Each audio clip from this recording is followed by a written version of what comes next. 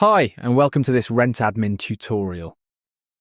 In this video, we'll guide you through the process of adding charges to a tenancy and explain the different charge options available. You'll learn how to adjust tenant balances, create new charges, and assign landlord charges to remittances. Let's get started. First, let's open the tenancy record for Amy Smith. To add a tenancy charge, click on the Add Charge button. This will open a dialog where you can enter the charge details. There are three types of charges available. Reduced tenant balance. This option lowers the amount owed by the tenant, such as for discounts, corrections, or reimbursements. Add tenant charge. This option adds a new charge to the tenant's account, like late fees or additional services. Add landlord charge. This creates a charge for the landlord, which will be applied to their remittance, such as maintenance costs. Let's start by creating a reduced tenant balance charge.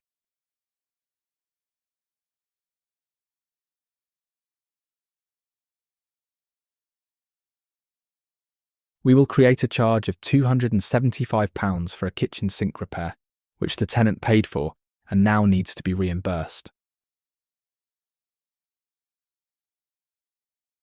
Now, if we look at the statements table, we can see that the system has reduced one of the tenant's payment schedules by £275.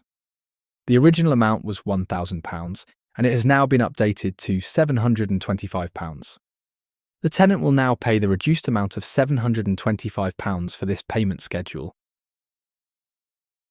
Next, let's create a tenant charge by selecting the Add Tenant Charge option. This will create a new charge for the tenant and automatically add it to their statement. As an example, we'll add a £300 charge for a broken door, dated the 24th of July.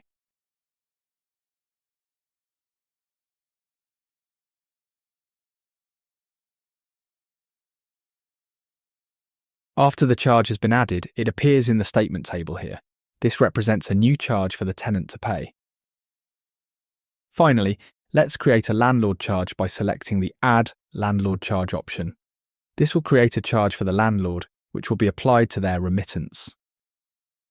We'll create a landlord charge of £805 for replacing a window, dated the 16th of October.